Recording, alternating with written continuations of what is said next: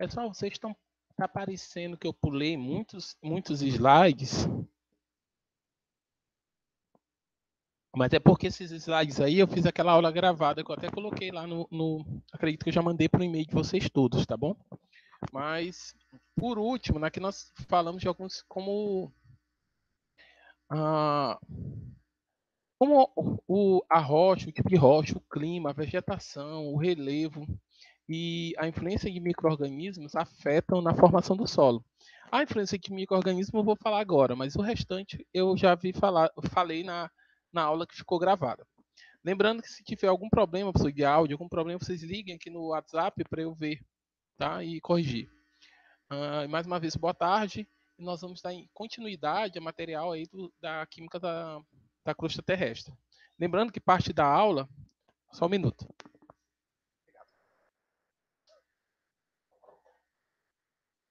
Lembrando que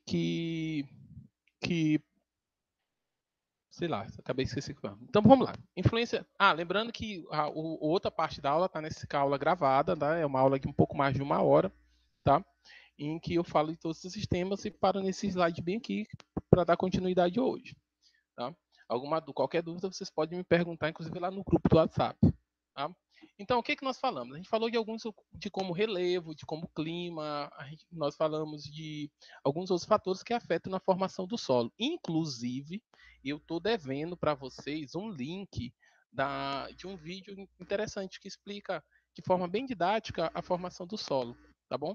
Eu vou colocar esse link amanhã. Ou coloco antes de terminar essa sala, antes de eu sair daqui. Tá bom? Pronto. Aí falamos disso, e aqui a gente está falando agora de alguns fatores, como os micro-organismos, eles também colaboram no processo de formação desse solo. Aqui nós temos a respiração aeróbica, né, formada aqui, praticamente a mesma equação da fotossíntese, né, sem aparecer na equação aqui a energia solar, e a gente tem a produção de CO2. Tá? Se vocês observarem aqui, ó, nessas várias ações aqui, ó, desnitrificação, tá? A desnitrificação, a redução do manganês, a redução do ferro, a redução do sulfato, enfim, a metanogênese, todos esses eventos que acontecem por meio de micro-organismos com reações microbianas, tá? Todos esses mecanismos, seja que a desnitrificação, que talvez seja uma das mais importantes, né? Formas de fertilizar o solo, manganês, todos esses, inclusive esses metais, eles são muito importantes até para garantir alguma fertilidade no solo. Quando a gente passa para olhar aqui a variação de energia, pode ver que todos eles são negativos, então são favoráveis que aconteça. Então esse equilíbrio, ele termodinamicamente, ele é muito favorável que aconteça. Uns mais que outros, mas de qualquer forma a gente tem uma liberação de energia, então eles acontecem de forma espontânea. Então, esses micro-organismos, por meio dessas várias reações microbianas, eles são favorecidos termodinamicamente, como pode ser visto aqui, né, pela variação de energia de Gibbs, e eles são muito importantes também, tá, na formação do solo. Lembrando que tudo que eu falei aqui antes, que eu falei nessa aula gravada que eu acho que vocês ainda não assistiram, tá, é como em alguns fatores alteram e contribuem no processo de intemperismo das rochas, né, e por consequência na formação dos solos. Aqui por último a gente tem aqui a influência dos micro-organismos. Pronto. Aqui nós temos, quando a gente fala na questão de desgaste, tá? E alteração desses solos, eu falei para vocês várias vezes nas aulas passadas, essa relação das ligações que se dá nos argilominerais, tá? O que eu falei? É que esses argilominerais, eles vão ter ligações tanto iônicas como covalentes. Quem é que vai estar ligado de forma iônica com na estrutura dos agentes minerais? A gente vai ter o potássio, vai ter o magnésio, vai ter o sódio. E, por vezes, esses cátions eles estão intercamados. Ponto. Aí eu falei também dessas ligações covalentes. O que eu falei? Sobretudo quando a gente pensa na estrutura do autossilicato, e lembrando que foi falado lá atrás que esses autossilicatos funcionam como se fosse um monômero no processo de polimerização para a formação de uma argila mineral, Aí a gente falou desse argilo mineral de cadeia cruzada, falou de camadas, esse argilo minerais complexos, enfim, tá? E nesse ortosilicato, naquela estrutura, tá, onde que eu tenho o silício, né, cercado por 4 átomos de oxigênio, a gente vai ter ali aquela ligação interna, uma ligação covalente. Elas são muito mais resistentes. Então, quando eu tenho um processo de degradação ou de alteração daquela estrutura solar, basicamente ela vai atacar primeiro nas ligações mais fracas. É o que se espera. Então, ela vai primeiramente atacar nas extremidades ou intercamadas, onde nós teremos a presença desses materiais, desses metais, seja o potássio, seja o magnésio, entre outros, tá bom? E como já foi falado, a topografia, no processo de desgaste desses metais, ou então de lixiviamento desses metais, ela vai favorecer, ela vai ser importante, na verdade.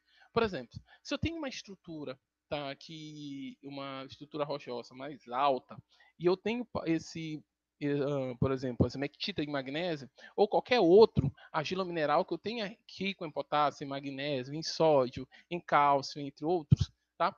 Então, o que que eu no processo de desgaste, primeiramente eu vou ter a lixiviação desses metais, desses cátions. E esses cátions vão ser lixiviados até uma altitude que a gente está falando de lixiviação, né? Eles vão ser arrastados. Então, a gente se esperar que seja arrastado para um lugar mais baixo, onde esse solo vai ser acumulado, tá bom? E esses cátions que são retirados, são lixiviados, eles são ou estão entre camadas ou estão na extremidade da cadeia desse argilo minerais. Então, por isso, tá? A questão do, do relevo da área onde a gente tem esse material, essa estrutura rochosa, ela é determinante para eu conseguir observar, inclusive, qual é a área que é mais qual é a palavra, pessoal? Mais fértil do que outra. Como assim? Pessoal, a gente rapidinho, eu falei em magnésio, falei em cálcio, falei em potássio. Todos esses vão ser nutrientes importantes para a fertilização do solo. Beleza? Então, quando ele é lixiviado, então, no local que esses solos eles são acumulados, eles são mais férteis. Beleza? Por outro lado, tá? Em altitudes em áreas que eu tenho uma altitude maior, eu vou ter materiais que não vão ser lixiviados. Por quê? Porque o grau de alteração química dele será baixa. Desculpa. E esses materiais, aí a gente tem como exemplo o ferro, silício, o metais do grupo 2, 4, enfim. Esses cátions, eles não vão ser lixiviados, eles vão ficar concentrados em áreas superiores de um monte, ou então do terreno. Ou seja, na parte mais baixa, quando eu tenho áreas acidentadas, nas partes mais baixas eu vou ter uma maior distribuição de espécies que vão deixar o solo mais rico, mais férteis. E esses solos a gente vai ficar conhecido como solos fertissolos, que são solos mais férteis, tá? E os solos na parte de cima, eles vão chamar de lateritos, porque são solos que vão estar muito ricos em ferro, em alumínio e materiais que são pouco férteis, contribui de forma não contribui adequadamente para a fertilização do solo, tá bom? A gente vai falar mais um pouquinho já disso. Tá? Mas por que isso acontece? Porque a gente tem aqui, aí a gente tem um exemplo aqui de alguns ânions, né? O cloreto, tá? E o sulfato. A gente tem aqui uma mobilidade de torno de 100, 57. Por quê? Porque esses ânions eles são facilmente lixiviados, tá bom? Então, quando ele faz parte de uma estrutura rochosa, faz parte dessa rocha, facilmente, tá? Esse cloreto e esse sulfato, aí a gente está falando de ânions, tá? Eles podem facilmente ser lixiviados. Por outro lado, além deles, né, vamos ter cátions, tá?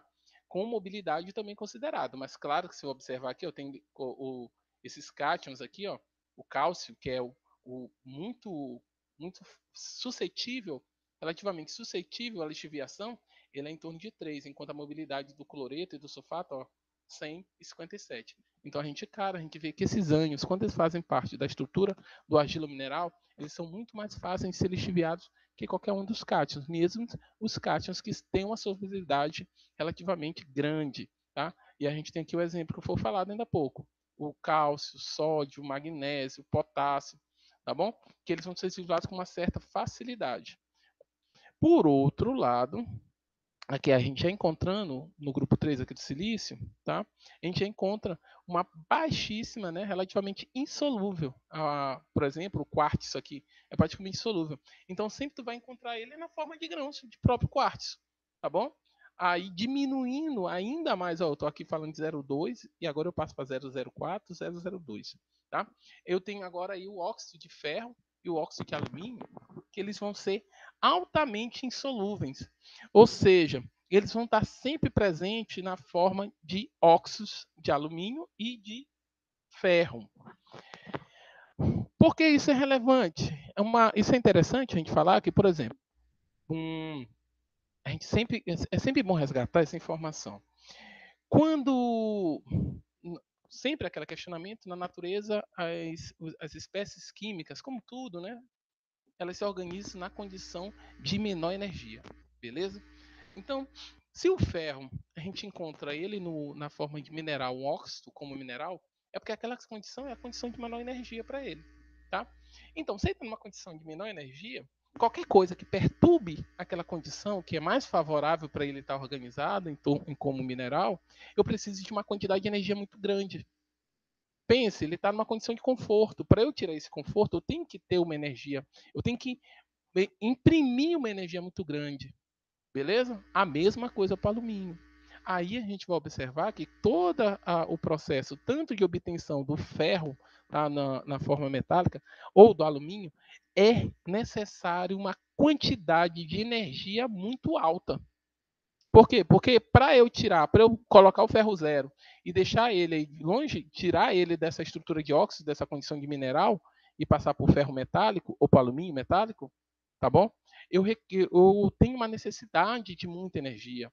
Aí a gente tem os processos de eletroquímicos para obtenção do alumínio e aqueles processos metalúrgicos para obtenção do ferro. Certinho? Então, por isso, isso também está de acordo com o que a gente está mostrando aqui, que ele é muito insolúvel, tá? Altamente insolúvel. Então, esse ferro e esse alumínio, ele dificilmente ele vai ser lixiviado ou desgastado pelo processo de intemperismo nas rochas, tá bom? Alguma dúvida até aí? Então, vamos lá. Aqui a gente tem mostrando aqui um terreno, né, com uma diferença de nível, né? Aqui a gente vai ter o que a gente chama, que eu chamei ainda há pouco para vocês, de laterito, tá? Esses sólidos, tá? Esse solo, pessoal, essa classificação aí, red oxissolos, ferral solos, é o mesmo solo, só que eles vão ter várias terminologias, tá bom? Dependendo do autor, tem classificações diferentes. Mas esses dois, esse red ox solo, que é um solo de óxido vermelho, ou ferral solo, quer dizer a mesma coisa, são solos ricos em ferro e alumínio, tá? A gente tem um exemplo aqui da caulinita. Aí o que que acontece? Quando eu tenho uma estrutura dessa com diferença de nível, né, eu tenho uma parte aqui mais alta e uma parte mais baixa, o que que acontece? Com o efeito com o efeito de precipitação, eu tenho uma lixiviação, né, dessas cátions básicos aqui, né, proveniente da esmectita, tá? Do argilo mineral esmectita. O que que acontece? Eu lixivio aqui, ó, o que que a gente falou ainda há pouco? Sódio, potássio, cálcio, magnésio, tá bom? Então, pronto, lixiviei. O que que eu vou ter nessa estrutura? Ferro e alumínio. Por quê? Porque eles são pouco insolúveis. Se eles são pouco insolúveis, dificilmente eles serão lixiviados, tá? Enquanto uma situação de intemperismo, tá bom? Ou quando um processo de precipitação, tá? Chuvas, enfim. Então, dificilmente vão ser lixiviados. Então, essa grande vai ficar uma concentração elevada desses metais na parte superior do terreno. Pronto. E o que que isso é? Eu tenho espécies com baixa capacidade de troca iônica. E aí, por consequência, a gente vai falar bem dessa capacidade hidrogênica das argilas, tá? Do argilo minerais. particularmente eu vou ter pouca fertilidade. O que isso tem a ver? Pessoal, não adianta eu ter uma espécie que é importante para a fertilização do solo se essa espécie não está disponível. Tá? Não basta eu só ter os nutrientes, como eu tenho que ter esses nutrientes em condição deles serem absorvidos pelo solo ou, ou pelas plantas. Ou, na verdade, é pelas plantas. Né? Não adianta eu tê-los sem eles poderem ser absorvidos. Então, essa capacidade de troca iônica, ela favorece essa absorção. Por consequência, como eu tenho esses nutrientes que podem ser facilmente absorvidos, naturalmente eu vou ter uma quando eu tenho essa espécie, eu vou ter uma fertilidade maior. O que não é o caso aqui. Nessa parte superior, eu vou ter baixa capacidade de troca iônica, por consequência, baixa fertilidade. E um grande residual de ferro e alumínio, que dependendo de quão grande é essa quantidade, eu vou ter aí um ambiente tóxico para as plantas, tá? Tóxico para as plantas, beleza? Por outro lado, para onde aqui na parte mais baixa do terreno, onde a gente tem esse solo escuro, tá? Dark vertissolos, esse solo mais escuro, onde eu vou ter mais matéria orgânica, eu vou ter mais nutrientes, inclusive nutrientes que foram lixiviados da parte mais alta. Eu botei para gravar, hein? Eu falei que ia gravar, mas eu fiquei na dúvida. Peraí, pessoal.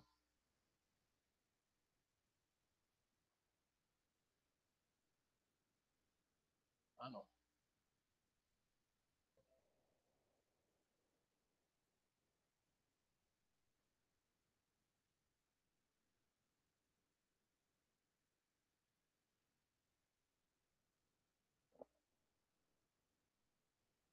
Guarda aí, pessoal. Algum probleminha aqui, peraí.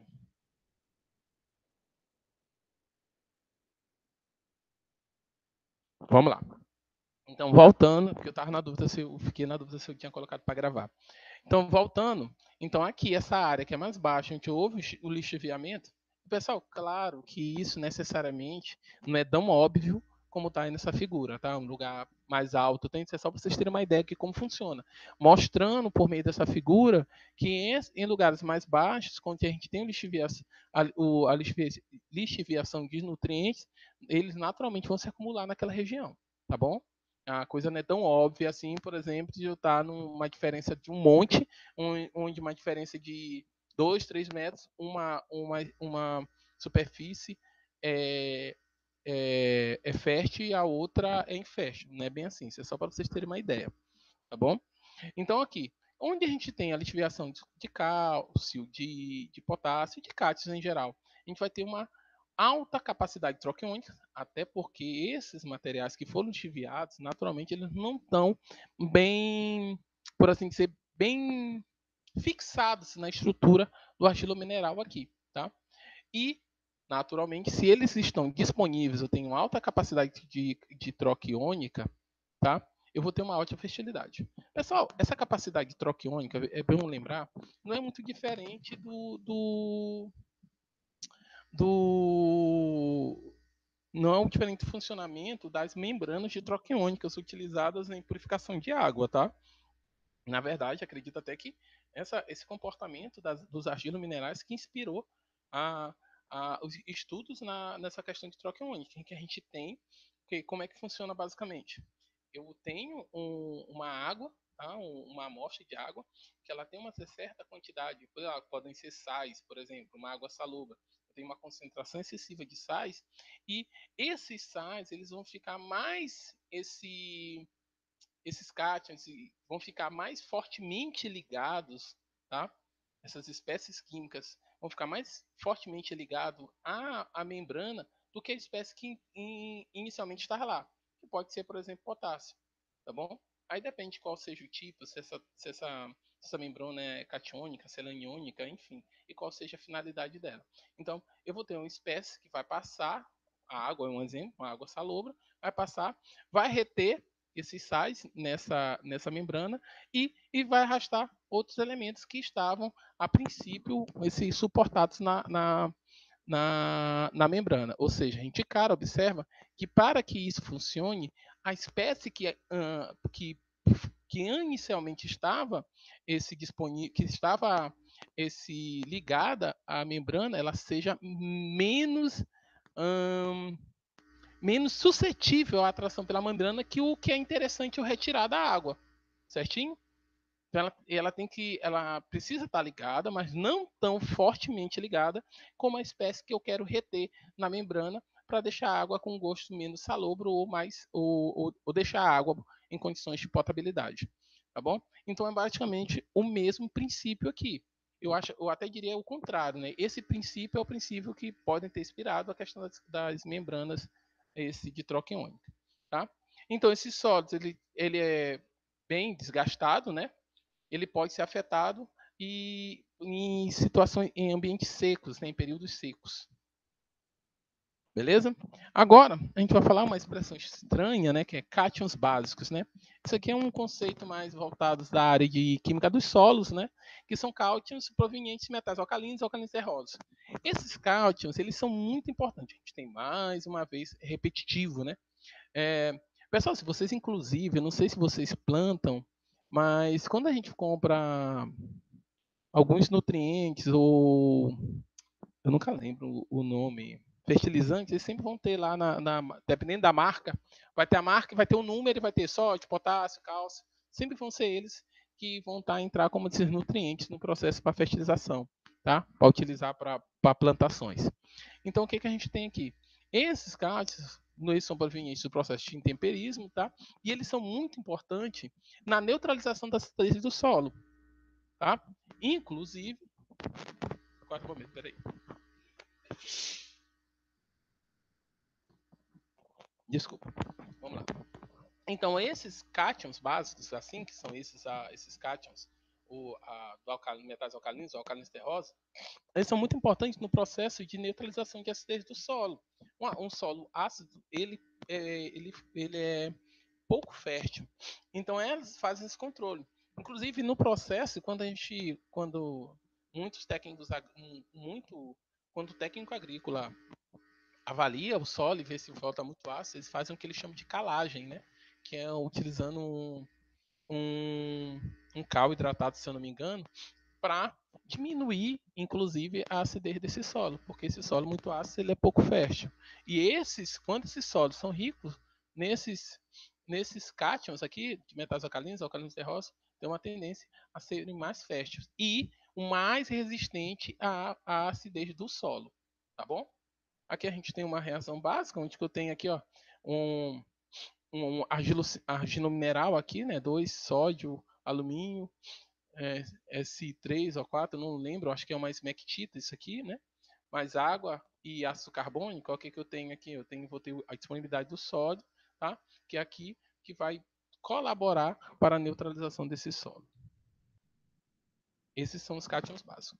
Pessoal, no processo que a gente já falou de troca iônica, né? Já falou da espécie disponível, o quanto isso afeta a, a, a fertilidade do solo. Então, nada como a gente tem que saber o quanto que esse material é solúvel. E claro que essa solubilidade que a gente calcula de KPS, ela nem sempre, essa que a gente calcula no laboratório, nem sempre é o número mais adequado para a gente considerar em cálculos no solo, sobretudo para a questão de fertilidade, ver como é o desgaste desse material. Então, por vezes, usam referências mais adequadas e para a prática do dia a dia na química dos solos, por exemplo. Aqui a gente tem um produto de atividade de íon, tá? Esse produto de atividade de íon, ele te dá ele vai, dependendo do valor, ele vai indicar a saturação, tá? Quando esse valor for maior que 1, ou supersaturação. Ó, esse valor desse grau de saturação, ó, 1 vai indicar saturação, valores maior que 1 indica supersaturação e valor menor que 1 indica insaturação. Por exemplo, aqui tem um exemplo de uma água subterrânea, de um aquífero do Chalque Cretáceo. Deve ser o nome de alguma caverna em Norfolk, na União, no Reino Unido. Tá? Ele vai ter cálcio, ele mostra aqui a atividade do cálcio, né, que está em torno de 1,10 a menos 3, aí do carbonato, beleza. Aí ele faz o cálculo aqui. Aí ele vai ter aqui um valor, o cálculo, coloca aqui na equação, né, de produto, produto de atividade de íon, né, sobre o KPS, a gente vai ter esse grau de saturação, que ele faz uma comparação com esse valor de laboratório e o valor em loco, que naturalmente essa solubilidade, ela vai, como a gente já viu, inclusive em laboratório, ela vai variar dependendo da riqueza de outras espécies químicas solúveis naquele corpo d'água. E aqui, como vai ter uma riqueza muito maior, né, e muito mais complexa, então tem que ser considerado para avaliar esse grau de saturação, tá? E aqui é um exemplo, ele usa esse grau de saturação, usa o KPS e bota valores. E ele coloca aqui, ó, compara o KPS, tá? Usa o KPS, usa aqui a solubilidade do calcito, ó, com o KPS ele estava 3,3 vezes 10 a menos 9, e aqui, ó, usando o cálculo apresentado abaixo, ó, a solubilidade como aumentou, saiu de 3 vezes 10 a menos 9 para em torno de 5 vezes 7. Então aumentou consideravelmente. O que é importante disso tudo aqui, pessoal, é ver que essa presença para considerar essa avaliação, saber o quão está rico de espécies químicas, por vezes, no campo, em atividade específica, tem outras formas de calcular que, inclusive, usam valores de laboratório. Outra informação relevante que se usa para saber o quanto que uma determinada área sofreu de intemperismo, o quanto que um solo foi alterado, a gente tem aqui um índice de alteração química. Essas informações, pessoal, isso aqui foi proposição de um desses autores, né? Esse Nesbitt e Young, tá? E esse Koch, eu acho que essa é a pronúncia, não sei o certo. Mas o que é interessante é que esse índice tem outros índices similares, pessoal, que muda dependendo. Aqui a gente tem óxido de alumínio, tem alguns que botam óxido de ferro, enfim. Mas o ideal é que eles montam, estimam de forma empírica a alteração química em um determinado solo, uma determinada região pode sofrer ou sofreu.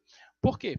Eu tenho aqui, ó, lembra que eu falei ainda há pouco para vocês? Quais são os menos suscetíveis a os óxidos menos suscetíveis à lixiviação, ó, óxido de alumínio e óxido de ferro. Beleza? Então ele coloca isso como referência, partindo do pressuposto que essa espécie ela vai ser a menos alterada. Tá bom?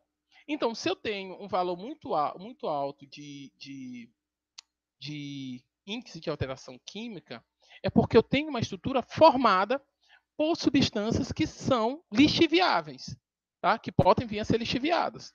Beleza? Porque quando eu vou aqui, ó, vou ver aqui, ó, tenho tudo aqui em cima que não é lixiviado. Eu sei que isso aqui, o efeito de lixiviação em cima do óxido de ferro, assim como do óxido de alumínio, tá? É pequeno. Embaixo eu tenho tudo mais que facilmente é lixiviado: cálcio, potássio e sódio. Beleza? Deu para ter uma ideia de como é a formação dessa equação? Tá? Enfim, esses estudos, né, é para avaliar a composição e ter o perfil dessas rochas. E como é que isso é feito? Além de analisar as rochas, é feito analisando a área próximos às rochas, inclusive os rios. Então, os rios, os lagos ao redor, na parte mais na baixa de altitudes menores, tá? Feita essa avaliação, porque naturalmente a riqueza dessas altitudes menores, ela muito é proveniente pelo empobrecimento de espécies em altitudes maiores naquela região, tá? Não sei se aqui que eu falei, né? Ou não falei sobre formação de bacias, mas, por exemplo, a formação de uma bacia hidrográfica ela é delimitada, tá? Em função da estrutura rochosa, tá? Então, aquela área onde é limitada por uns pontos mais altos numa extremidade ou em outra, formando realmente bacias, tá? Ou seja, aquela parte tem um monte, porque para eu ter um rio, naturalmente eu vou ter uma parte mais alta, cercado de partes mais altas, onde eu vou ter não, eu não queria falar a palavra lixiviação, mas eu vou ter não percolação também. Enfim, eu vou ter uma parte mais alta em que essa água, a partir da precipitação das precipitações, ela vai correr e vai se acumular na parte mais baixa. Então, para que ele se acumule e eu tenha a formação do rio, naturalmente eu vou ter que ter duas áreas mais altas. E essas áreas, montes, montanhas ou morros, tá? Eles vão ser limitantes de bacia hidrográfica. As bacias hidrográficas elas são delimitadas por questões geográficas. É como se fossem os limites das cidades, dos estados. Por exemplo, eu tenho estados que têm fronteiras e tem estados que são limites. Por vezes, esses limites, eles coincidem com as fronteiras. Por exemplo, esse limite eles têm que ser algum acidente geográfico. Por exemplo, o limite, a fronteira do estado do Maranhão com o Piauí, ela também é um limite, tá? Que é limitada geograficamente pela questão do Rio Parnaíba. Beleza? Eu acho que é exatamente isso aí. Sem querer entrar na área da geografia, tá, pessoal? Mas é basicamente isso. É por isso que eu estou falando isso, para explicar como é que se dá.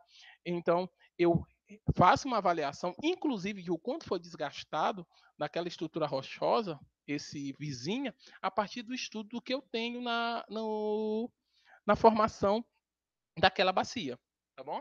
Pronto, agora voltando aqui, tá? Esse índice de alteração química, ele vai me dizer o quão suscetível uma determinada espécie ela é um desgaste. Se eu sei 100%, tá? Índice de alteração química 100%, é muito desgastado, é formado por material muito desgastado. Isso aqui vai ficar mais óbvio aqui, tá? Por exemplo, eu tenho a alcalinita, ela tem um índice, tá, de alteração química 100%, ou seja, ela tem uma grande suscetibilidade a ser desgastada, porque ela é formada, ela é formada por um grande número, uma grande quantidade de material lixiviável, tá? Ó, lembrando a equação. Pessoal, e tem várias variações dessa equação, tá bom? Aqui eu tenho um exemplo, ó. Eu tenho aqui, ó, os feldspatos, né, ortocrático, abatida, entre outros, possuem um índice de alteração química de 40. Ou seja, ele é suscetível ao intemperismo, tá?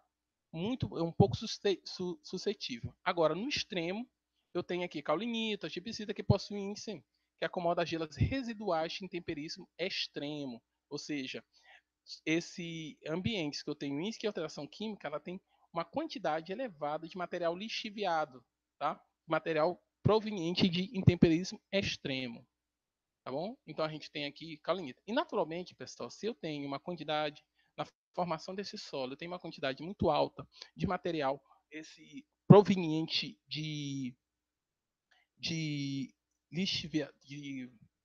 intemperismo extremo, naturalmente, essas ligações elas não são muito intensas. Então, elas também são, por outro lado, muito suscetíveis ao desgaste. Beleza?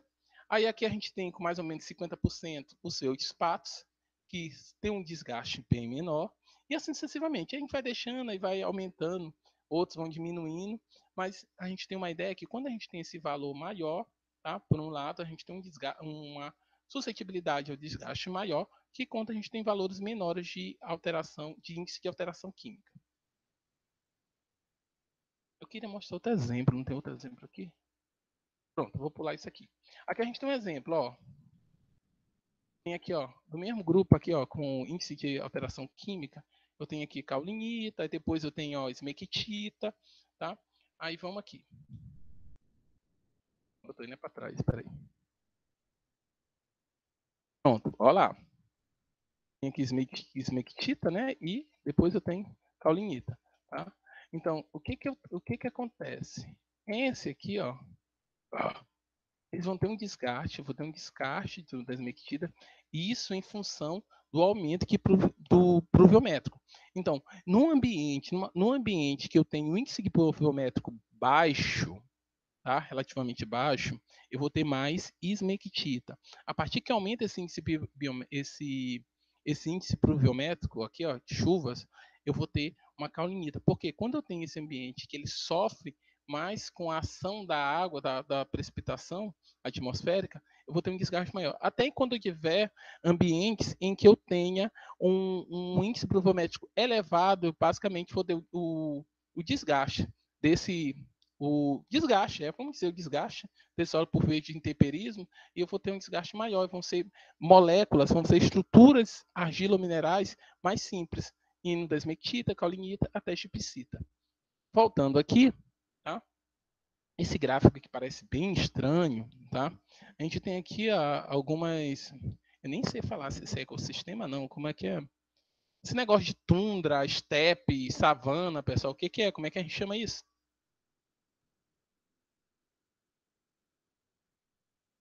Pessoal, vocês estão aí?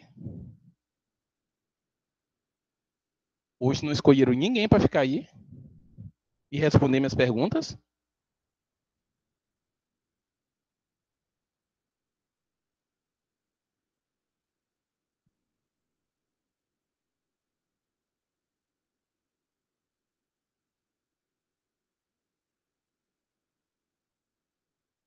Não tem ninguém. Ah, tá. Tô vendo. Eu vou logo ver aqui no chat. Tá. Então vou voltar aqui para a aula.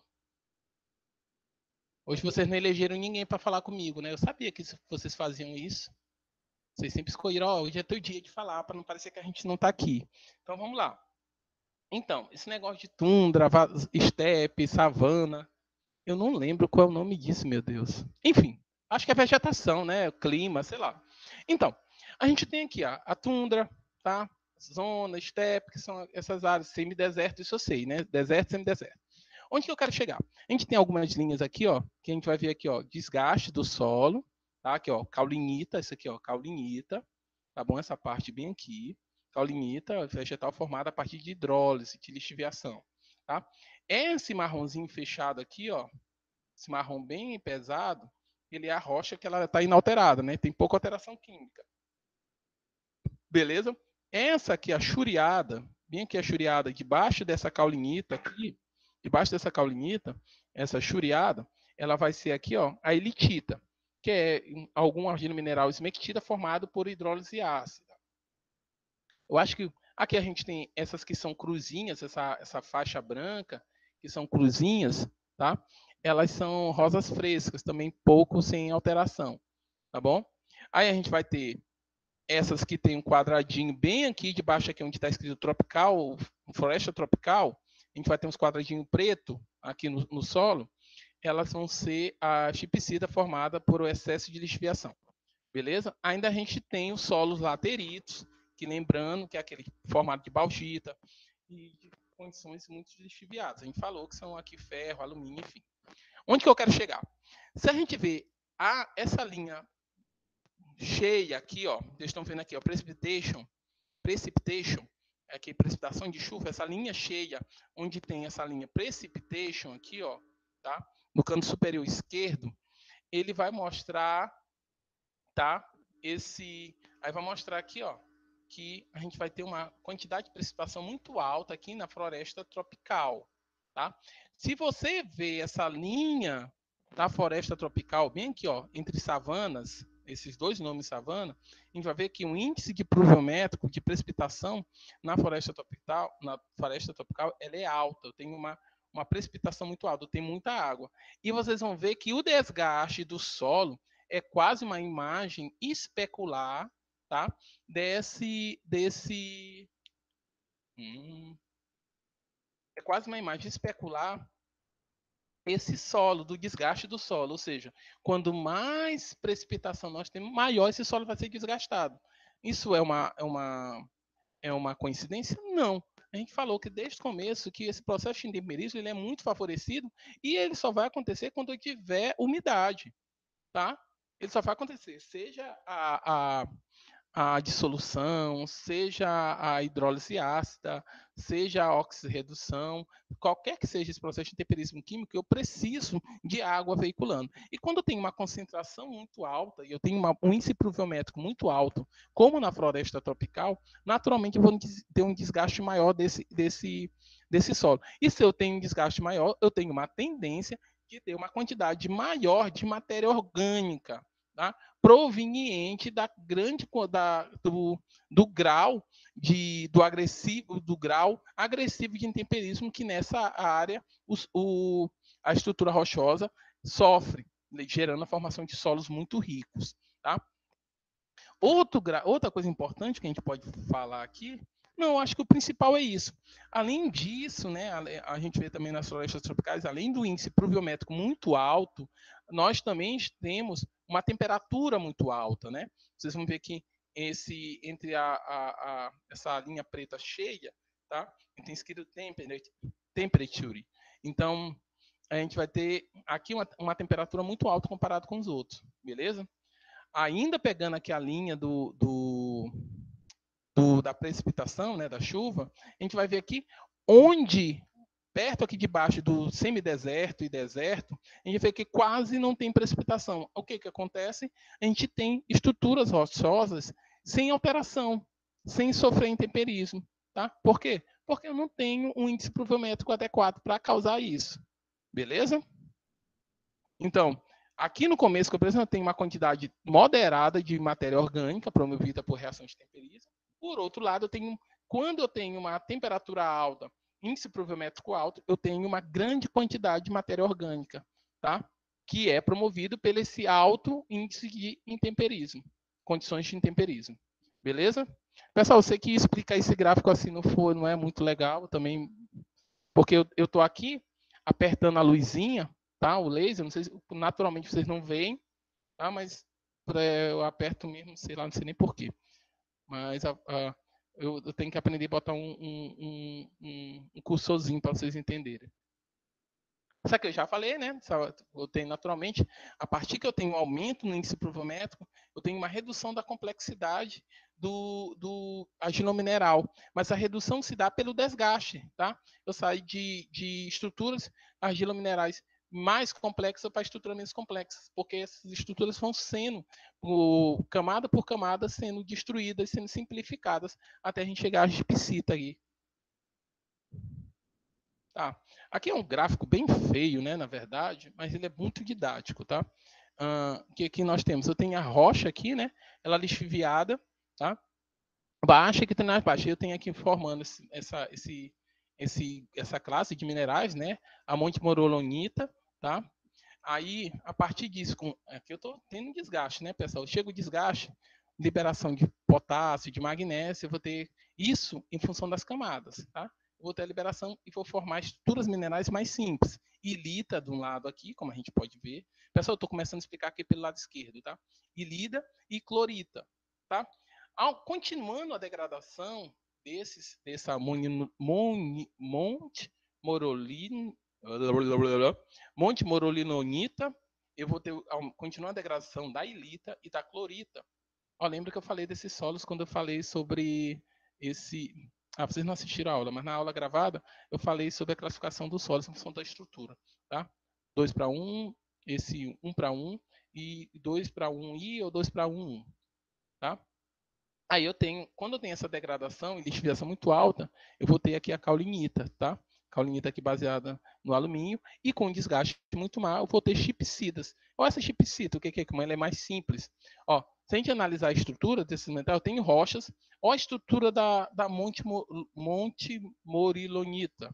Olha que estrutura complexa, né? Com várias moléculas de água, e, oxidrilas, silício, magnésio, alumínio, outras espécies catiônicas, trocadoras de cátions, aí tá. Aí eu desço, em função do desgaste, aqui a molécula aqui na ilita, a molécula, né? A estrutura do mineral na ilita já é menos complexa, no mesmo para a clorita. E quando eu aumento esse desgaste, eu vou ainda mais simplificar a estrutura desse argilo mineral, chegando aqui nesse silicato com alumínio, tá? E até simplificação ainda maior da formação da chipsita. Naturalmente aqui, pessoal, como vocês podem ver aqui, no processo desse caulinita, do desgaste da caulinita até a chipsita, a gente tem a liberação aqui do quartzo, tá? Que esse quartzo pode ser liberado na forma do ácido salícico, como a gente já falou aqui em outros momentos. Nesse processo de degradação, o que eu tenho? Eu tenho a liberação daquelas espécies que eu falei para vocês, que é mais simples, do potássio, do sódio, do cálcio. Aqui, o único que eu tenho liberação do ferro e do silício é porque são estruturas rochosas que são mais complexas, né? Ali a rocha mãe, tá bom?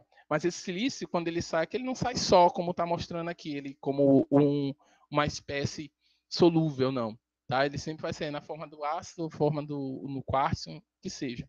Então, sempre que a gente tiver aqui, o processo de degradação, eu vou ter a liberação desses nutrientes: cálcio, sódio, ferro, magnésio, e assim que eles vão estar. Esse processo que garante a disponibilidade natural dessas espécies. Claro que aí a gente também é a única forma? Não, eu vou ter também por processo de decomposição orgânica, entre outros métodos. Mas quando a gente pensa na questão do intemperismo e do desgaste de estruturas rochosas no processo de formação do solo, é por meio disso que nós conseguimos encontrar essas espécies no solo. Aí é só ratificando o que a gente conversou, né? A gente tem a chipsita, caulinita aqui, ó, tá? E a partir eu vou ter lixiviado, lixiviando, do lixiviamento, caulinita, lixivia até chegar a esmectita. Assim, quando mais profundo, eu tenho aqui uma distribuição dos, qual é o nome? Dos nutrientes, tá bom? Uma distribuição desses nutrientes, beleza? Tá. Por outro lado aqui, ó, eu tenho agora avaliando isso aqui em função do índice de alteração química, né? Vou ter essas espécies no superior, a partir que, ó, vou tendo desgaste, vai diminuindo esse índice. Ou seja, a espécie que tem um valor de índice de alteração química, ela está mais suscetível a alterações químicas. E essas alterações vão diminuindo. Por quê? A suscetibilidade dela é porque essa espécie que tem um índice de alteração química 100, por exemplo, ela é formada por uma grande quantidade de espécies lixiviáveis. Tá? Então, como esses materiais que podem ser lixiviados, é o índice de alteração química, é o quanto que uma espécie pode sofrer alteração química ou não. Então, quando ela tem 100%, ela tem uma grande probabilidade, uma grande tendência de sofrer alteração química, porque ela é formada por várias espécies, por acúmulo de muitas espécies lixiviáveis. Tá bom? Rapinho, peraí, coçar meu nariz de novo sem ser na frente de vocês.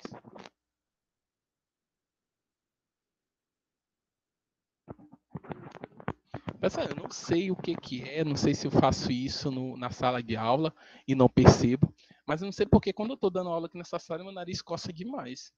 Mas vamos lá. Então aqui, pessoal, sendo ainda mais simples, o que acontece? Acho que logo no começo, quando eu falei sobre que eu ia falar de idade do solo, é que a gente tem uma ideia do que é o envelhecimento do solo, né? Eu tenho aqui, ó, no lado esquerdo, eu tenho uma mica, né, que é esse argilo mineral de 2:1. Lembrando que essa 2:1 eu tenho duas folhas tetraédricas fazendo um sanduíche de uma folha octaédrica, tá? Então, como é que se dá? Com o decorrer do envelhecimento, e esse envelhecimento ele vai aumentar como? Com o processo de intemperismo, com a profundidade, com o aumento de porosidade, com a redução, com a resistência à erosão laminar, com fixação de potássio e lixiviação, tá? Então, eu vou ter o aumento do envelhecimento. E quando eu aumento, quando isso tudo acontece, o que acontece? Eu tenho um desgaste da rocha. Aqui fica bem didático, porque eu estou vendo aqui uma rocha que eu tinha duas folhas, tá? Na mico tinha duas folhas tetraédricas, agora aqui na caulinita, a partir do processo de envelhecimento e naturalmente de desgaste, eu vou ter apenas uma folha octaédrica e uma folha tetraédrica, tá? Ou seja, eu saí de uma estrutura 2:1 para uma estrutura 1:1. E por último, eu chego a. Você é só um exemplo, tá? Aí eu chego, após a colinita, eu tenho aqui uma estrutura mais simples, e no qual eu tive o desgaste na minha folha tetraédrica, tá bom? Então eu tive a liberação aí. Quando a gente pensa em folha tetraédrica, a gente lembra logo no ortossilicato. Então eu tive a liberação desses ortossilicatos aí, ou seja, na forma de um ácido silícico ou de qualquer outra forma. Tá? Lembrando que essa estrutura é bem resistente. Eu posso, inclusive, ter a liberação dele na forma de quartzo, desses tetraedros aqui. Então, a gente sai de uma mica, tá? Com duas camadas tetraédricas e uma camada octaédrica, passa para uma de 1:1, onde eu tenho uma tetraédrica e uma octaédrica, até chegar a uma estrutura aqui é apenas uma camada octaédrica. Então, isso acontece com o processo, com o tempo, né? com o envelhecimento. E esse envelhecimento, com o aumento do envelhecimento, eu tenho aumento do processo de intemperismo, eu tenho aumento de profundidade, eu tenho aumento de porosidade, eu tenho um aumento da resistência à erosão laminar, eu tenho um aumento da fixação de potássio e o um aumento da lixiviação. Beleza? Com esse envelhecimento, por outro lado, eu tenho a diminuição de quê? Fertilidade, tá? Natural, atividade de fração de argila, aquela redução, aquela parte ressecada. Ou seja, eu tenho uma capacidade de troca iônica vai ser diminuída. Eu vou ter minerais primários facilmente intemperizáveis, ou seja, facilmente vão ser esses lixiviados, tá? Vou ter um teor de siltes e areias muito maior, tá? E vou ter resistência à erosão nos sulcos, naquelas estruturas. Sulcos são essas ranhuras, rachaduras que surgem na superfície mais seca, tá bom? Então, vou ter um aumento do teor de silt, ou seja, aquele solo ele vai ter uma concentração maior de areia. Beleza? Alguma dúvida aí?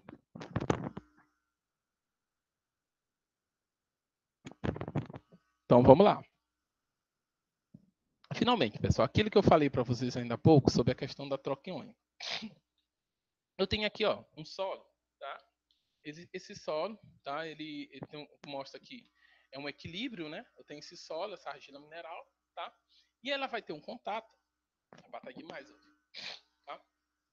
Ela vai ter um contato com essa solução aqui de cloreto de potássio. Essa argila, quando ela tem esse contato, o que acontece? A princípio, né, eu vou ter uma interação maior desse potássio com essa desculpa, mas tá passando demais. Então, eu vou ter uma relação e quando vai ter o contato com a argila, nessa solução, uma solução rica em sais, o que vai acontecer? Eu vou ter disponibilizar cálcio, magnésio, sódio e cloreto, tá? E esses cátions ele vai absorver aqui na superfície do potássio. Claro que isso aí, dependendo do equilíbrio, pode ir para um lado ou para o outro. Pessoal, esse princípio ele é importante porque se a partícula, estou fazendo já em partícula, se o argila mineral, tá, ele tem essa capacidade, o que acontece? O que acontece quando esse argila tem essa capacidade de troca iônica? Ele libera facilmente esses nutrientes, o sódio, o potássio. O... Pessoal, é porque vocês não estão tendo a figura. Eu tô falando potássio e estou marcando aqui em cima do magnésio. Tá? Eu tenho magnésio, tenho cálcio, tenho sódio. Tá? Enfim, quando isso é importante, essa capacidade, porque assim eu tenho a disponibilização desses nutrientes para os vegetais. Então, isso eu deixo aquele solo ele bem fértil e favorece o crescimento de vegetais, tá? Então, na verdade, essa figura ela mostra esse equilíbrio, né?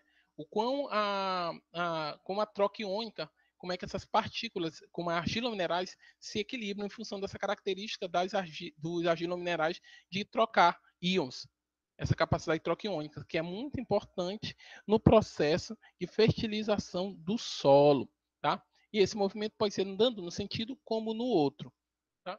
Outra coisa importante, lembrando, o que nós temos aqui? A gente tem cálcio, sódio, magnésio, alcalinos terrosos. O que os alcalinos terrosos são? São cátions básicos, tá? Qual é a importância desses cátions básicos? Nós falamos atrás, esses cátions básicos eles colaboram no processo de neutralização do pH do solo, tá?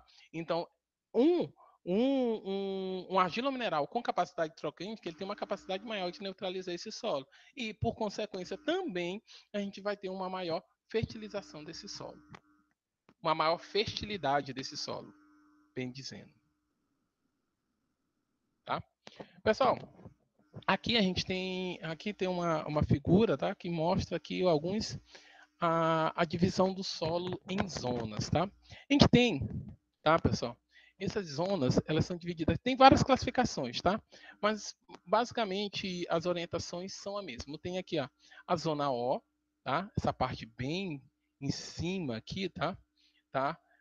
Essa parte O, que é onde a gente tem uma queda de folhas e eu tenho materiais de matéria orgânica em putrefação, tá? Morrendo, enfim. Logo abaixo tem uma zona que chama de zona A, tá? Que é a parte superior do solo, onde que eu vou ter matéria orgânica também, vou ter organismos lixivianos, vou ter minerais orgânicos, e a partir que eu vou ter diminuindo, aprofundando no solo, eu tenho essa zona E. Pessoal, tem outras classificações de zona, né? Mas independente da classificação, é importante aqui em cada altura aqui, ó, basicamente a análise é a mesma. Eu tenho inicialmente aqui uma matéria de uma zona inicial na superfície do solo, que é uma superfície onde eu vou ter matéria orgânica, morta inclusive. Tá? Aí eu vou ter essa parte intermediária aqui com matéria orgânica, com organismos lixiviados e micro-organismos minerais. Depois eu tenho uma zona que é chamada aqui nessa classificação, zona E, onde eu vou ter um que eles chamam de eluval, zona eluval, tá? Onde a gente vai ter suspenso, dissolvidos, e eu vou falar disso melhor daqui a pouco, o suspenso, dissolvidos materiais que vão ficar se movimentando. Inclusive, eu vou depois dessa aqui, eu tenho a zona B, horizonte B, zona B, como for horizonte, onde eu tenho acumulação de ferro, alumínio, matéria úmica, e assim sucessivamente, pessoal. Até chegar nessa zona, nesses horizontes é onde que eu tenho uma camada impenetrável, onde sola no tocado. Por outro lado, agora olhando aqui para o lado esquerdo, tá?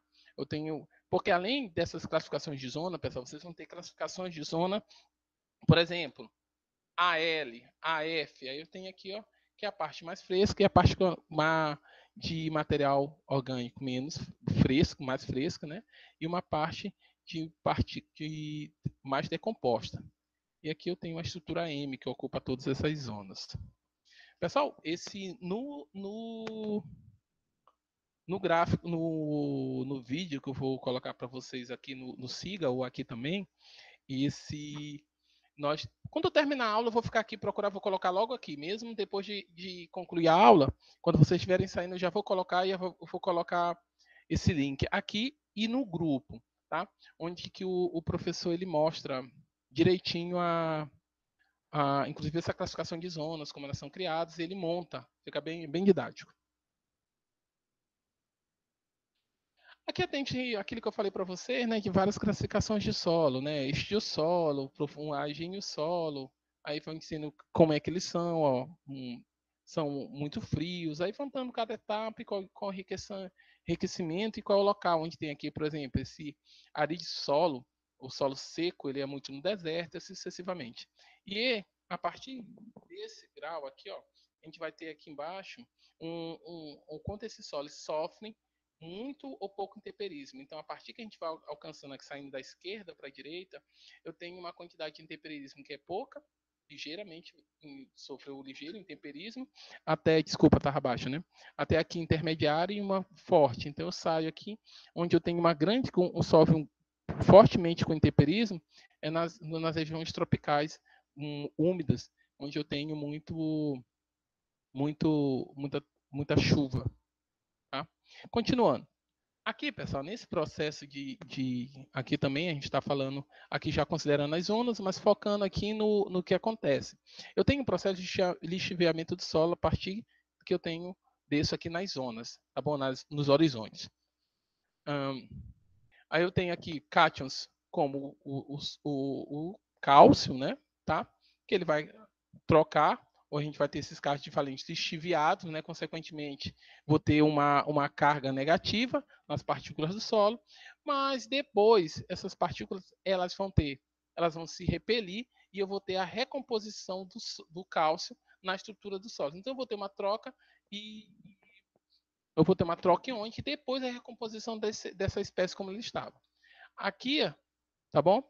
Isso é um exemplo que acontece quando eu tenho uma estrutura rochosa ou um solo que ele é muito rico em cálcio.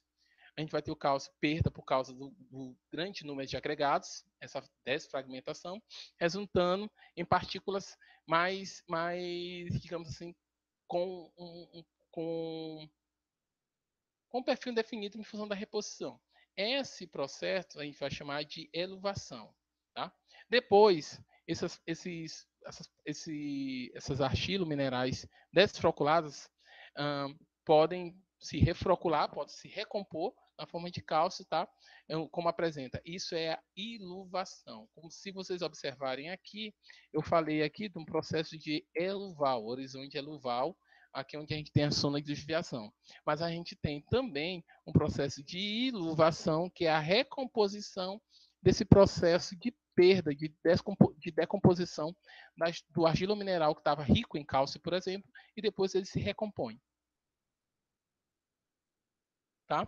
Aí aqui a gente tem mais uma classificação, a gente tem esses subitens, tá, pessoal? Por exemplo, eu não falei da zona A, eu tenho uma camada orgânica formada por um solo, tá?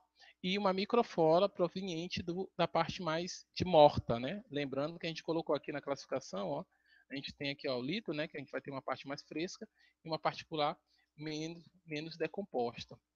Tá?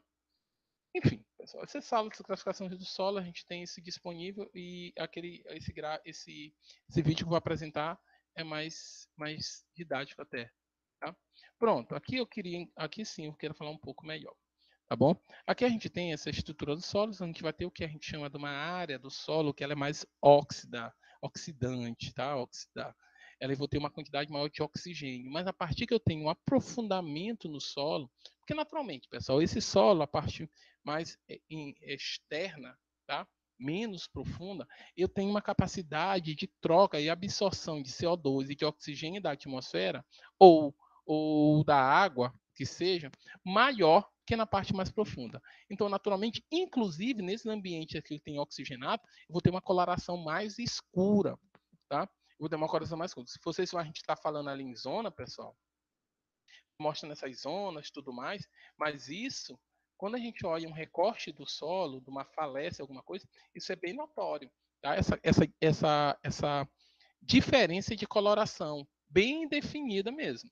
Tá? Então, nessas áreas que eu tenho uma oxigenação maior, eu vou ter uma coloração mais escura. E quando eu tenho um ambiente mais reduzido, naturalmente eu vou ter, em vez de aqui ter ferro 2, vou ter ferro 3, esse ambiente reduzido, ferro 3, vou ter mais ferro, alumínio, e assim sucessivamente. Tá? E isso, claro, aí a gente está falando aqui em solos marrons e os solos vermelhos. Esse vermelho também que a gente pode ter uma presença de ferro. Só que o ferro, numa condição mais oxidada e aqui numa condição mais reduzida. Aqui a gente tem um exemplo, pessoal, ó, desse solo. Nessa figura A, B e C, a gente mostra aqui, ó, 3 tipos de solo, né? Esse alvesossolo, do visossolo, tá? Como a gente tem aqui, ó, a estrutura naquela parte de cima, na zona A, a gente tem uma estrutura mais escura, né? Porque eu tenho muita matéria orgânica e aí eu tenho intermediário, beleza? Aqui eu também tenho a parte escura, sempre a parte superior, sempre, geralmente ela é mais escura, tá? Dependendo da característica do solo. Tá? Isso aqui é só para vocês terem uma ideia, vocês terem curiosidade, quando vocês olharem na praia, quem for no Panacoatira, tudo mais, a gente sempre vê.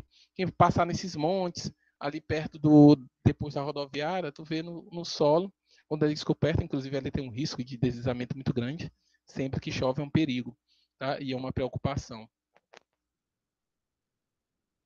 Beleza? Então vamos lá. Alguma dúvida até aí? Então vamos lá. Vamos ver o que vocês estão falando aqui. Ver se vocês estão aqui. Tá? Biomas, é isso mesmo. Acho que é biomas mesmo, caso. Bom. Ah, o pessoal está aqui. Então vamos voltar para a aula.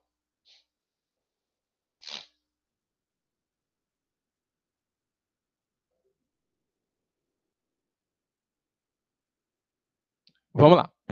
Pessoal, aqui a gente vai começar a poluente do solo. Pessoal, dependendo do poluente, eu vou ter uma incidência deles por. Claro que a gente vai ter também poluentes, como metais pesados, poluentes, inclusive de processos naturais, seja até por processo de. Eu posso ter materiais tóxicos, eu posso ter metais pesados, tóxicos no material, que são de fontes naturais, tá? Mas, em geral, esses poluentes no solo, tá? As suas origens, eles são atividades antropogênicas, tá? E quando a gente pensa em metais mais pesados, tá? Que em níveis de traços já são bem tóxicos, tá? E pensa muito nas atividades humanas. É o que a gente vai mostrar agora. Alguns metais que são tóxicos, tá? Mas por outro lado, nós temos muitos metais que são essenciais, tá? Mas naturalmente a gente tudo tem que ter um equilíbrio, né? Se tiver uma concentração muito elevada, vou ter um desequilíbrio que pode gerar alguns outros problemas. Eu posso gerar problemas de infertilidade do solo, ou até problema tóxico mesmo, causar algum tipo de enfermidade para as plantas, ou para os animais, ou para os próprios seres humanos. Tá bom? Aqui a gente tem alguns metais que não essenciais. A gente tem oxais, cobalto, cromo, cobre. Tá? Aqui a gente tem essenciais, prata, astato e tudo mais. Fonte desses metais. As principais fontes de contaminação por metais pesados, tá, pessoal? A gente pode citar aqui mineração. Quando eu falo aqui metalífera, tá, pessoal, é porque a gente tem a mineração que é proveniente para obtenção de produtos para utilizar na indústria civil ou na construção civil. Que mineração é essa? Barro, areia, pedra, pedregulho, sei lá, tá? Sempre tem outros metais. A maioria dos sítios de mineração são contaminados por outros metais. Ou seja, qual é a questão da mineração? É que no processo de mineração, eu sempre tenho um interesse em um metal específico que é mais rico, tá? Que esse é o metal que tem valor agregado, tá? Mas, como esse metal nunca ele está isolado, e lembrando que na maioria dos casos ele está combinado ou com óxido ou como carbonato, enfim, ele está numa condição que eu preciso uma quantidade excessiva de energia para poder tirá-lo na condição de metal, né, metálica, tá? Então, ele nunca está lá. Tem outros metais que estão. E esses metais, como eles não têm, eu não tenho interesse, eles são desprezados e acabam nesse processo, se não são tomadas as medidas de mitigação de contaminação ou de tratamento desses rejeitos, que a gente chama da escória do processo de mineração, eu vou ter problemas de contaminação muito grande, tá? A gente tem um exemplo muito claro, né, da questão quando a gente esse mineração de ouro, né, que usavam mercúrio. Mas esses são exemplos. Aí tu está colocando mercúrio como processo para facilitar a retirada do ouro. Mas tem processos de mineração que a mineração em si, como eu tenho outros metais que podem ser tóxicos e não tem valor agregado, não tem interesse comercial em obter, eu deixo ele lá mesmo e ele vai para os rios ou para os corpos d'água. Para os corpos d'água subterrâneos, inclusive. Tá? Além disso, a gente tem a indústria eletrônica, que a gente tem um problema muito grande com a liberação de semicondutores, solda, baterias, que são ricas em cádmio, níquel, chumbo e assim sucessivamente, tá bom? Então, além disso, eu vou ter a presença desses metais em pigmentos e tintas, na indústria dos plásticos, na indústria química, tá? Sempre. E com isso, na disposição desses resíduos. É tanto que hoje, não de hoje, mas a gente já tem com uma preocupação maior. Mas quando eu falo uma preocupação recente, eu falo de coisa de 20 anos para cá, tá, pessoal? A gente chega numa idade que é coisa recente para 20 anos para cá. Então, recentemente a gente tem uma preocupação já com esses resíduos eletrônicos, que antes não era uma realidade, até porque nós não tínhamos, tá? Ah, eles com tanta, a gente não tinha uma troca e um consumo tão grande desses produtos como hoje. Então, hoje eles passam a ser um problema. Tanto que vocês têm aqui na entrada do CT, vocês talvez não lembrem, tanto tempo que não piso aqui na UFMA, mas, e eu sei que não é porque vocês não querem, a gente tem aquela caixa de para dispensar material eletrônico, celular, tudo mais. Isso tem em outros lugares, porque isso também hoje já é um problema de ambiental considerável a questão desses materiais provenientes desse mau destino de lixo sólido, especialmente de material eletrônico. Então, esse aqui são algumas das fontes de contaminação por metais pesados, a mineração, tá? Que pode ser fusão dos metais, na indústria metalúrgica, indústria eletrônica, pigmentos, indústria plástica e outros. Como que a gente tem, tá? Outras fontes. Metais que em uso, que é na agricultura. A gente tem uma série de rações, tá? Que são colocados que tem esses metais e alguns pesticidas, tá? Que tem na sua composição metais para usarem como atividade que podem intensificar a atividade antifúngicas, tá? Tem preservantes em preservantes de madeira, em combustíveis fósseis e assim sucessivamente, tá? Outro poluente que se encontra no solo, a gente já falou um pouco desse, são esses hidrocarbonetos, tá bom? E a gente falou especialmente muito em função sobretudo esses hidrocarbonetos aromáticos. A gente falou benzeno, tolueno. Eu comentei para vocês do chileno, quando eu falei, foi aqui? Não, foi em outra disciplina. Mas o que que eu falo? Nos anos 90, nos anos 20, nos anos 90 e 20 é ótimo, né? Nos anos 90, nos anos do final dos anos 80, anos 90, anos 2000, era o limite para troca de tanques de armazenamento de combustível em postos de gasolina. Tá? É tanto que eu não sei a data correta, mas a gente via aqui em São Luís, quando a gente andava, os postos com os tanques em cima, que eram os tanques velhos, que eram metálicos, tá? E colocando tanques de fibra de vidro ou algum outro polímero que eu não sei dizer o nome. tá bom? Mas por que isso? Porque já havia uma detecção desses hidrocarbonetos aromáticos nos corpos, nos lençóis freáticos, tá? Por vazamento, tá? Desses tanques de metálicos, que em função do desgaste, né, e oxidação, a gente tinha vazamento no solo desses hidrocarbonetos, tá bom? E causando, inclusive, contaminação, com risco, né? Com risco de causar contaminação nos lençóis freáticos. Então, foi colocada uma lei e deu um prazo, tá? Que esse prazo, se eu não me engano, foi no final dos anos 90, início dos anos 2000, que era o prazo limite para que todos os postos tivessem trocado e tirado todos os tanques tanques de combustível que fossem metálicos, devido a esse risco de contaminação do solo e dos lençóis freáticos. Especialmente a preocupação benzeno, tolueno, chileno e etilbenzeno, se não me engano. Tá bom? Todos esses combustíveis, todos provenientes da contaminação desses postos de gasolina. Então, tinha um risco muito alto. Além, claro, do risco com um possível acúmulo, ocasionando incêndios ou explosões. Tá? Aqui eu acho que eu já falei para você, né? Poluição das águas, no solo. Pronto, ó, tá aqui. Eu tô falando e eu tô com as fotos, ó. Eram retirados esses tanques aqui, pessoal, que não tá vendo o trator, esses tanques metálicos, isso aconteceu. Ó, tô falando aqui, ó, essa foto parece que é de 2005. Então, realmente foi no começo dos anos 2000, viu? Para eu me lembrar, eu era novinho nesse tempo, tá bom? Então, no começo dos anos 2000, tá, a gente tinha aqui a retirada dos tanques de combustível e colocado, porque a gente tem tanques subterrâneos, né, pessoal? Esse combustível nos postos, eles ficam armazenados nesses tanques. Então, eram colocados esses tanques como substituto em função do grau de degradação desses tanques metálicos e o risco de contaminação do solo com esses hidrocarbonetos. Tá? A gente também tem os poluentes orgânicos persistentes, né, que a gente tem esse risco de contaminação no solo. Tá? A gente tem aqui vários, né?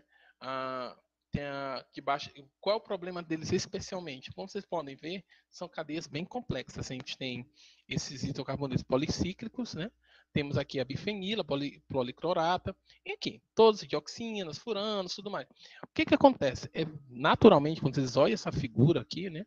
Essas estruturas, você já percebe o quão complexo é de degradar essas espécies. Então, elas no solo eram muito persistentes e que baixa biodegradação.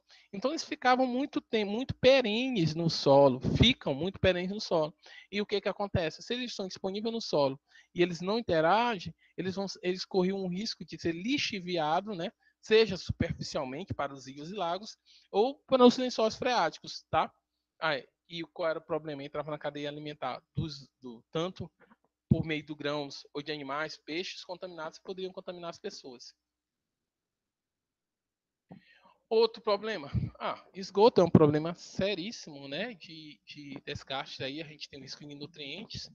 Mas nutrientes é legal, professor, e tudo mais, mas a gente tem o risco de eutrofização, né, onde eu tenho um aumento, quando eu tenho muito nutriente, vou ter uma proliferação de algas. Essa proliferação de alga, além dela ser um problema por si só, tá? Porque ela vai, dependendo do nível de eutrofização, eu vou ter um consumo de oxigênio daquele corpo d'água e acabar que esses peixes não têm oxigênio necessário para sobreviver. Além disso, eu também eu dificulto a entrada do sol nas áreas mais profundas desse corpo d'água, inviabilizando os processos fotossintéticos necessários para a manutenção da vida de outras estruturas de fauna. Fauna não, de flora, desculpa. Tá? Outra coisa, a gente tem os estercos, né, essas possíveis e tudo mais. A gente vai ter mais uma vez o problema com nutrientes, especialmente em nitrogênio, fósforo e potássio. Aqui a gente tem a questão das espécies radioativas, né? Os radionuclídeos. A gente tem como referência máxima de um evento desse, né, o acidente nuclear de Chernobyl, tá? Inclusive até virou uma série bem bacana, não sei se vocês já assistiram, tá bom? Então, minissérie, tá? Acho que é na HBO. Enfim, a gente tem a dispersão desses elementos radioativos no meio ambiente, que eu acho que vocês souberam disso, né? Que Césium matou algumas pessoas, né? Que tem um tempo de meia-vida aí de 30 anos. E tem um comportamento parecido com o potássio. Pessoal, por que essa informação é importante? Ó, se tem um comportamento parecido com o potássio, o que quer dizer? Para quê? Por que essa informação? É porque teu corpo pode entender uma espécie tóxica dela aqui como o potássio, seja pela dimensão, tá? Seja pela dimensão, pelo tamanho. Então, o que acontece é que ele absorve. Como um potássio é algo que é essencial para a tua vida, entra essa espécie. Mas essa espécie, que pode ser confundida pelo teu corpo como potássio, ela não vai cumprir as mesmas funções. Tá bom? Aí, também foram feitos testes de bomba atômica, liberando cistrons e tudo mais. Então, aqui alguns eventos, efeitos, né, de radionucleidos. Professor, só tem quando tem um evento? Não, a gente tem alguns processos de formação dessas espécies radioativas, inclusive de forma natural. Mas essas possibilidades, essas concentrações encontradas são pequenas. Tá? Pelo um decaimento do radônio, um decaimento de alguma espécie para outra. E nisso a gente tem uma liberação de material radioativo. Aqui a gente tem alguns mecanismos de transporte, né, que levam os poluentes para os solos, né? A gente tem a deposição atmosférica, né, particulada. A gente meio que falou isso quando a gente falou da parte da atmosfera, de poluição atmosférica. Acaba que se eu tiver um ambiente atmosférico muito poluído durante as chuvas, as deposições de poeira, essa poluição ela pode chegar ao solo e pode inclusive chegar aos rios e aos lençóis freáticos, tá? Eu tenho aqui, é só ver a figura, vamos ver a figura aqui. Eu tenho a deposição desse poluente, né? Tá? E eu tenho, podem ter material orgânico. Esse material orgânico pode ser biodegradado e metabolizado pelas plantas, então acaba que eu posso esse contaminar essa planta, tá bom? Claro que essa capacidade das plantas de pegar e metabolizar algumas espécies tóxicas, tá? Alguns poluentes, a gente também é usado como um método de remediação do solo, que eu acho que a gente vai falar daqui a pouco, tá bom? Então a gente vai ter a transposição ou pulsação do gás atmosférico na superfície e o transporte fluvial, tá? Desses poluentes. Então tudo isso vai contaminar o solo. Pessoal, o solo tem uma questão que, quando contaminado, os métodos para descontaminação dele são meio complexos, tá? São mais complexos. Eu vou mostrar alguns. Tá? A dissolção não específica de caixões, a gente tem aqui uma espécie, né? São dissolvidos nos sítios carregados positivamente na face coloidal dos óxidos de ferro hidratados. Isso depende do pH. Vou ter, dependendo do pH. Pessoal, na verdade, o que acontece aqui é que o solo, sobretudo quando a gente fala de óxido de ferro, dependendo do número de oxidação desse ferro, tá? E do pH, a gente vai ter uma variação na capacidade de adsorção. Dependendo do pH, aí está falando especificamente do pH 7, tá?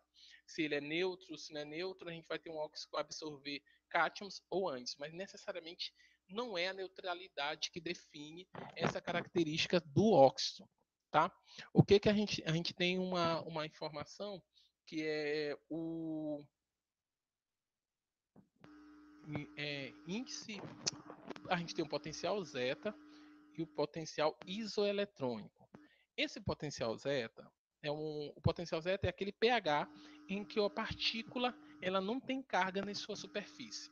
Então, a partir daquele pH, para um pH abaixo daquele, que necessariamente não seria o pH neutro, né? Ele vai ter um pH que aquela partícula abaixo daquele pH, ela vai ter um comportamento aniônico ou catiônico e acima, com pH valor acima, ele vai ter um comportamento adverso do que foi apresentado aqui. Se ele for catiônico aqui, se ele é catiônico, do outro lado ele vai ser aniônico. E vice-versa. Se ele for aniônico, ele vai ser catiônico aqui. Professor, tem espécies que não vão ter esse valor? Sim. Eu vou ter espécies que ela vai se comportar o tempo todo só com uma forma, adsorvendo cátions ou só adsorvendo ânions. Por exemplo, a sílica eu acho que é um exemplo desse. Eu não lembro qual é o valor do pH. Outra observação. Isso que eu falei para vocês é potencial de carga zero, potencial zeta. Mas a gente também tem um potencial isoeletrônico. tá? Potencial isoeletrônico. Esse potencial isoeletrônico diferente do carga zero, que ele vai me dar o valor o valor do pH, no qual não tem cargas superficiais na partícula, esse vai me dar o valor do pH, no qual as cargas negativas e as cargas positivas na superfície daquela partícula, elas são equivalentes, tá? Então elas vão ficar neutras. Sendo que um pH acima, eu posso ter uma prevalência de cargas positivas em detrimento das cargas negativas, e do outro lado, eu vou ter o contrário, prevalência das cargas negativas em detrimento das cargas positivas. E, naturalmente, se eu tenho prevalência das cargas negativas, essa partícula vai atrair cátions. E se eu tenho prevalência das cargas positivas, essa partícula vai atrair ânions. Então, a gente tem, sobretudo os óxidos metálicos, ele tem esse comportamento, mas necessariamente a gente não pode associar ao pH 7, a neutralidade, porque a gente pode ter um potencial aí que seja, sei lá, 7.2, 7.3, 8, enfim. Tá bom? E é muito dependente da método de síntese desse material. Os cátions aqui são dissolvidos, a gente já falou disso, né? Pessoal, aqui a gente está falando aqui, ó, como esses cátions são sobrevividos a gente tem aqui uma molécula assim bem complexa, tá bom? Ela é basicamente aqui com oxigênio, manganês, tudo mais. E a gente tem aqui, ó, o desgaste e a liberação do metal. Por que eu estou falando isso aqui? Deixa eu entender esse gráfico. Ah, tá. Aqui a gente tem, né, a espécie, né, ela sofre aqui uma hidratação, e essa espécie ela pode estar como a gente tem esses pontos aqui, essas hidroxilas, na extremidade do material. Lembrando, ó, pessoal, que até então aqui no começo eu não tinha as hidroxilas, mas eu faço um tratamento com hidratação e depois acidifico, e eu tenho uma espécie, eu tenho uma acidificação, eu tenho uma espécie com características que podem adsorver esses metais. E essa característica é dada porque eu passo T aqui nas suas extremidades hidroxilas. E com isso, ó, como ela é uma hidroxila, aquilo que a gente estava falando lá, né? Como é da hidroxila, vai atrair esse metal, esse cátion. Beleza? E se eu fizer um processo para aumentar aqui, ó, ele ficar, em vez de hidroxilas, eu ter radicais, eu vou atrair ânions. Tá aqui. E isso a gente chama de. Ainda nós temos agora adsorções específicas, tá? Que eu não tenho troca. Ó, vou ter cátions de cádmio, cobre, níquel, íons complexos. Em superfície contendo grupo de hidroxila, sobretudo de óxido de ferro, Esses cátions não são sujeitos a trocas catiônicas, mas podem ser submetidos por ácido forte ou agente complexante. A dissorção específica é fortemente dependente do pH e responsável por uma maior quantidade de materiais dissolvidos. Pessoal, na verdade, isso é um processo de tratamento que tu faz especificamente, até redundante, né? Mas com o propósito de uma dissorção seletiva, né? Ou específica de uma determinada espécie, tá? E para isso tem que fazer com que fique muito mais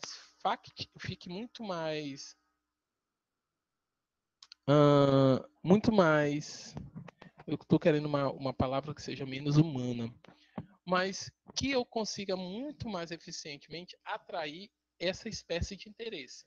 Como é feito isso? Por exemplo, tem uma forma de dissolução que o pessoal costuma fazer, que são membranas moleculares. Então, eu crio as eólitas específicas, tá? Que eu crio que elas têm um espaço, por assim dizer, na sua estrutura cristalina, na sua estrutura da molécula sintetizada, que cabe exclusivamente um átomo. Então, com essas espécies, eu consigo uma dissolução específica para aquele átomo, tá?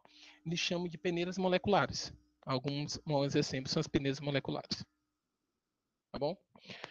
Aí eu tenho complexação de metal também com matéria úmica, né? Que são muito complexas, então eu tenho a dissolução desses metais, tá? Que ficam presos no suporte. Isso também gera um problema, né? Porque eu acabo tendo uma contaminação muito grande nos segmentos. Aqui a gente tem esse processo, né, de contaminantes orgânicos na matéria úmica, né? Uns têm interações físicas mais fracas, outros têm interação química, que entram na estrutura desse material úmico, tá bom?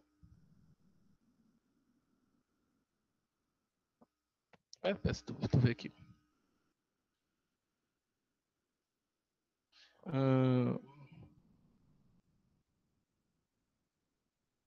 Marcelo, vamos parar por aqui. Vou ver aqui como é que tá. Vou ver aqui como é que tá, senão eu termino logo isso.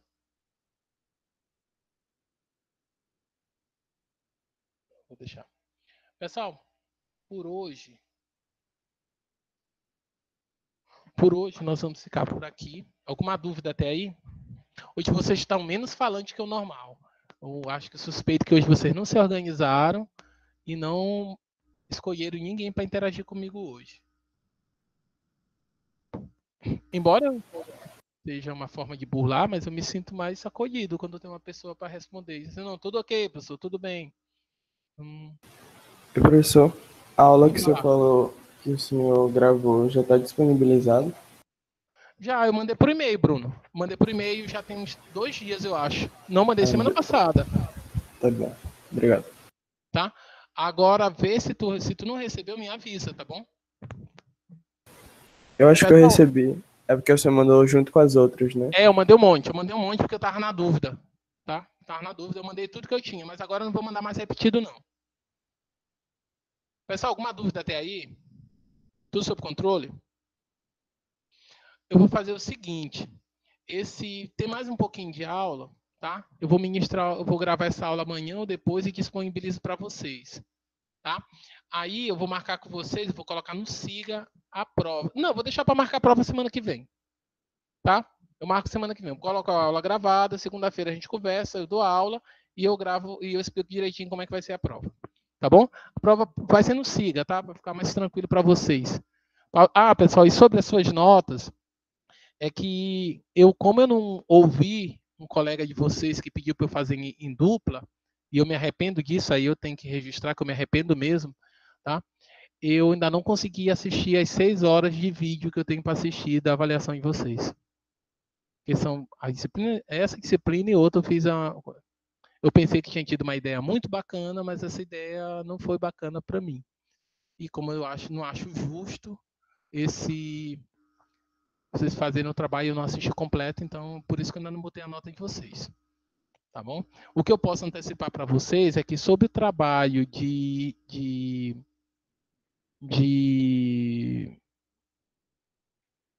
sobre o buraco na camada de ozônio, muita gente não entendeu. E eu ainda ratifiquei aqui. Eu falei, eu quero o que vocês me expliquem sobre como é produzido, como acontece a formação do buraco da camada de ozônio. Alguns fizeram direitinho, como eu falei, tá? Eu até expliquei como era e deixei claro essa diferença. E outros não, falaram só destruição de ozônio, destruição de ozônio, destruição de ozônio, tá? Não era bem isso que eu queria, tá bom? Aí, então, se vocês perceberem que não foi somado nenhuma nota lá, é porque aconteceu isso. Aí, qualquer dúvida, entre em contato comigo, tá bom? Pessoal, então, se não tem dúvidas, por favor, registrem a frequência de vocês aí, por favor.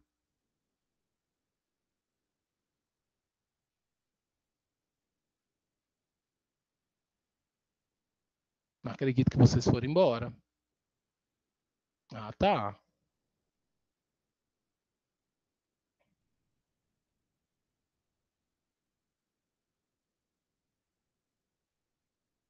Vão registrando e vão saindo. Porque só assim eu sei quem tá dormindo e quem não tá.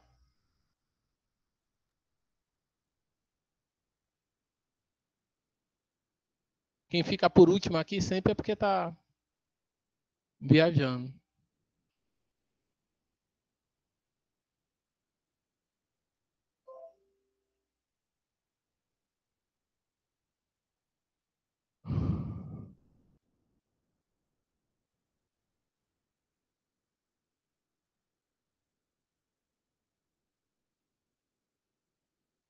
Tiago, Tessia, ó, viu? Ah, tá.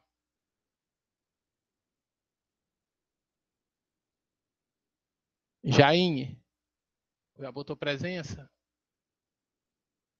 Estevão. Tá aqui, professor. Já. Não é porque vocês botaram presença e não saiu. Eu tô testando ver se vocês estão dormindo.